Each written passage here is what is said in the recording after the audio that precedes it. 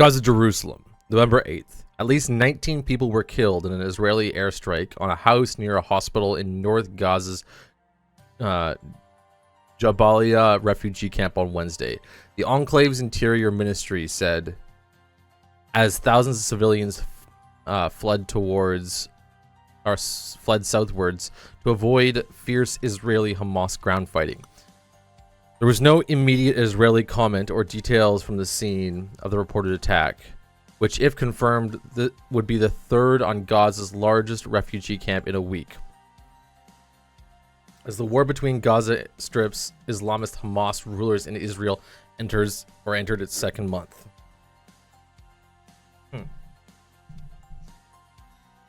Israeli airstrikes devastated parts of Jabla on October 31st and November 1st, flattening multi-story dwellings in a densely populated area of Hamas-ruled Gaza's urban heartland, and Palestinian authorities said at least 195 civilians were killed. Israel said that its air attack on Jabala last week killed 2 Hamas commanders and a number of militants while targeting operational tunnels dug beneath civilian districts. The airstrikes on Jabala within Gaza City, encircled by Israeli armored forces, have heightened international alarm at the soaring humanitarian toll of Israel's onslaught into the densely populated coastal enclave. Israel has blamed Hamas for civilian deaths in Gaza, saying that using Gazans as human shields and hiding arms in operational centers in residential areas. Earlier on Wednesday, thousands of Palestinian civilians trudged in a forlorn exodus out of the north during a 4-hour window of opportunity announced by Israel.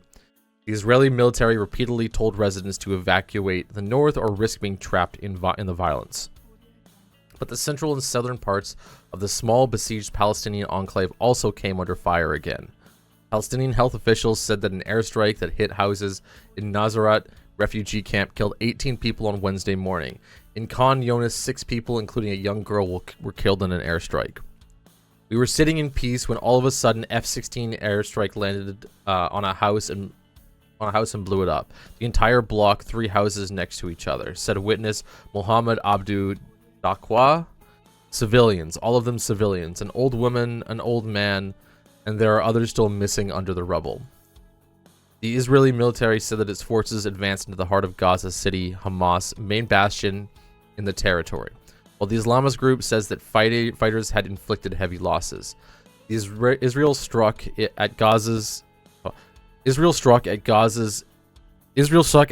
in response to a cross-border Hamas raid on southern Israel on October 7th, which gunmen killed 1,400 people, mostly civilians, and took about 240 hostages according to the Israeli tallies. Palestinian officials said that 10,569 people had been killed Wednesday, 40% of them children. The level of death and suffering is hard to fathom, UN agency spokesman Christian Lindemir said in Geneva. It looks like there's a tunnel network, too, that a lot of the Palestinians are using. Let's take a look. Chief Israeli military spokesperson, Rear Admiral Daniel Hagari, said that combat engineers were using explosive devices to destroy a Hamas tunnel network that stretches for hundreds of kilometers beneath Gaza. In a statement on Wednesday, the military said it had destroyed 130 tunnel shafts so far. Combat engineers fighting in Gaza are destroying the enemy weapons and are locating, exposing, and detonating tunnel shafts. Airstrikes had also killed a Hamas weapons maker, Hassan Abdu Zina, and several fighters, the Israeli military said. Israeli tanks have met heavy resistance from Hamas fighters using tunnels to stage ambushes, according to sources with the Iran-backed Hamas and separate Islamic Jihad militant group. Israel says 33 of its soldiers have been killed. UN officials and G7 world powers stepped up the appeals for humanitarian pause to the war to help alleviate the suffering of civilians in Gaza, where whole neighborhoods have been razed by Israeli bombardments and basic supplies are running out. It is important to make Israel understand that it is against its interest to see every day the terrible image of dramatic humanitarian needs of the Palestinian people, UN Secretary General Antonio Guterres told Reuters' next conference on Wednesday. That doesn't help Israel in retaliation to the global public opinion.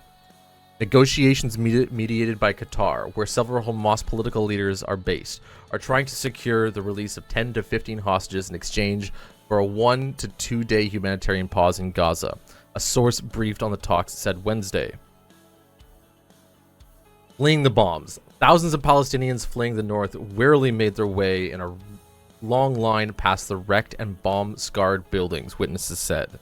The Israeli military told them they should move south of the Wadi Gaza wetlands, along the main Sahali al-Din road. Huge numbers of displaced people among the Gaza's 2.3 million population are already crammed into schools, hospitals, and other sites in the south. Thousands of others remain encircled in the encircled north, including Gaza City's main Al-Shifa hospital, where Atham Halej, I don't know how to pronounce these, sorry guys, was sheltering her young children in an improvised tent. The situation is getting worse day after day, she said. There's no food, no water. When my son goes to pick up water, he queues for 3 or 4 hours in the line. They struck bakeries. We don't have bread. Israeli stated intention is to wipe out Hamas, hammering Gaza from the air, land, and sea. While ground troops have moved in to cleave the narrow coastal strip into two. Fierce urban fighting amid the ruins of buildings. Reuters was unable to verify the battlefield claims of either side. Always take this information with a grain of salt until we get confirmation from some form of third party. Either side is doing their absolute best to make the other side out as evil. And in a way, hidden within good of everybody is evil. People will do evil to maintain good. And evil is happening on both sides.